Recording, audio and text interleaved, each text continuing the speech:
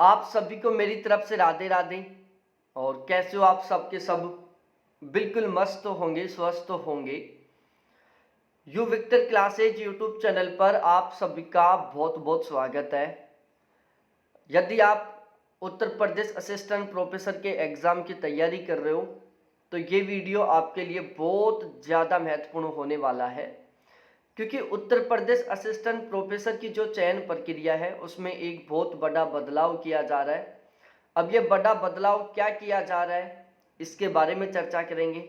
साथ ही साथ हम चर्चा करेंगे कि इसके क्या क्या साइड इफ़ेक्ट पड़ने वाले हैं और किस तरीके से क्या रहने वाला है, और इसको लेकर आपकी क्या राय है ये भी आप कमेंट सेक्शन में कमेंट करके ज़रूर बताना। तो चलो एक बार ये एक न्यूज़पेपर की कटिंग है, इसको पढ़ते हैं फिर सारी चीज़ें समझते हैं। राजकीय डिग्री कॉलेज की असिस्टेंट प्रोफेसर भर्ती में बदलाव।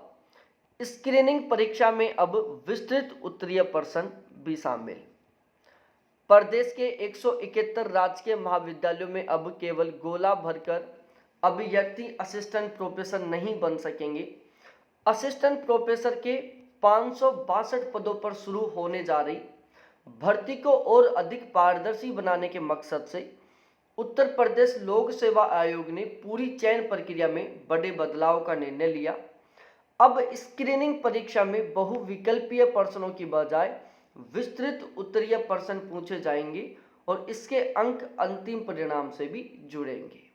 भाई बहुत बड़ा बदलाव किया जा रहा है। पहले जहां पर केवल ऑब्जेक्टिव टाइप का पेपर होता था, अब केवल ऑब्जेक्टिव टाइप का पेपर नहीं होगा, अब यहां पर रिटन एग्जाम भी होगा।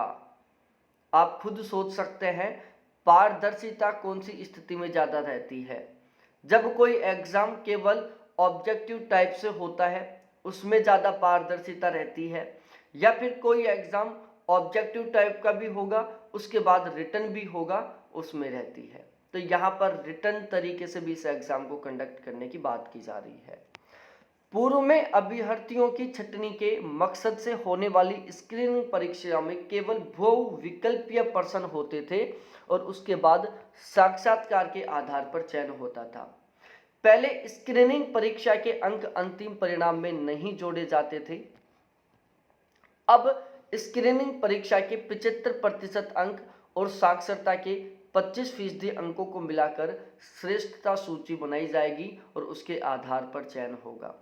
विस्तृत उत्तरीय प्रश्न के माध्यम से अभ्यर्थियों की विषय पर पकड़ और समझ का परीक्षण हो सकेगा।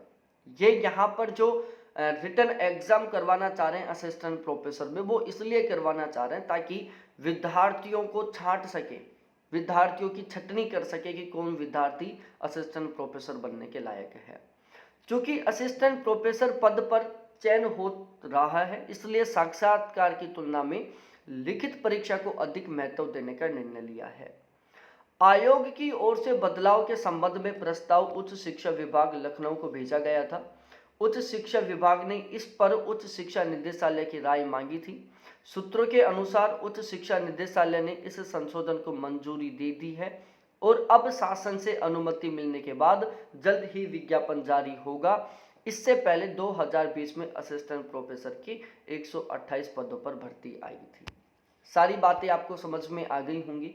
भाई आपका जो रिटन एग्जाम करवाया जाएगा यहाँ पर उसका मकसद केवल ये है ताकि विद्यार्थियों की छटनी की जा सके जो असिस्टेंट प्रोफेसर बनने के लायक है। मतलब इनका मानना है कि जो स्टेट केवल ऑब्जेक्टिव क्वेश्चनों के बेस पर असिस्टेंट प्रोफेसर बनाते हैं, या इन्होंने पहले जो केवल ऑब्जेक्टिव क्वेश्चनों के बेस पर असिस्टेंट प्रोफेसर बनाए थे, वो सारे के सारे असिस्टेंट प्रोफेसर बनने के लायक नहीं थे। इनका ये मानना है। पता नहीं कैसे क्या चल रहा है सिस्टम। ये भर्ती पिछली साल से हो रही है। कब मतलब कितनी बार तो इन्होंने इसकी एग्जाम डेट फिक्स कर दी, किधर क्या सिस्टम चल रहा है कोई ही पता नहीं। विद्यार्थियों के कैरियर के साथ करना क्या चाहते हैं ये लोग। पहले जो कैंडिडेट ऑब्जेक्टिव क्वेश्चनों के टारगेट के अनुसार एग्जाम की तैयारी कर रहा था, देखो दोनों तरीकों के से, जब एक तो कोई एग्जाम ऑब्जेक्टिव टाइप से हो और एक एग्जाम रिटन टाइप से हो, दोनों में सपोज दैट एक ही टॉपिक को पढ़ना है, लेकिन दोनों में पढ़ने का तरीका अलग अलग होता है। जब हम केवल ऑब्जेक्टिव टाइप्स के एग्जाम को टारगेट लेकर पढ़ते हैं ना, तो उसमें हम सीक्वेंस वाइज तरीके से याद करने की कोशिश नहीं करते। हम केवल उन चीज़ों को याद करते जाते हैं जो याद होती जाती है, जो याद नहीं होती हम उसको निशान लगाते रहते हैं। लेकिन जब कोई एग्जाम रिटन बेस पर होता है तो उसमें हमें सारी चीज़ों को एक सीक्वेंस वाइज तरीके से याद करना होता है। हमारे दिमाग में डायग्राम बनाने होते हैं कि हम एग्जाम में इस क्वेश्चन में किस किस टाइप के डायग्राम बना सकते हैं ताकि हमारा आंसर इफेक्टिव दिखे।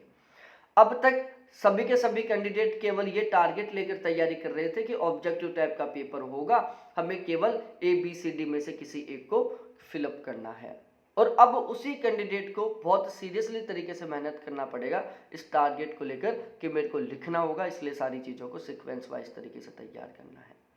तो ये जो एग्ज़ाम अब भी होने वाला था, यदि यहाँ पर रिटन एग्ज़ाम भी होता है तो किसी हाल में ये अब भी नहीं होगा।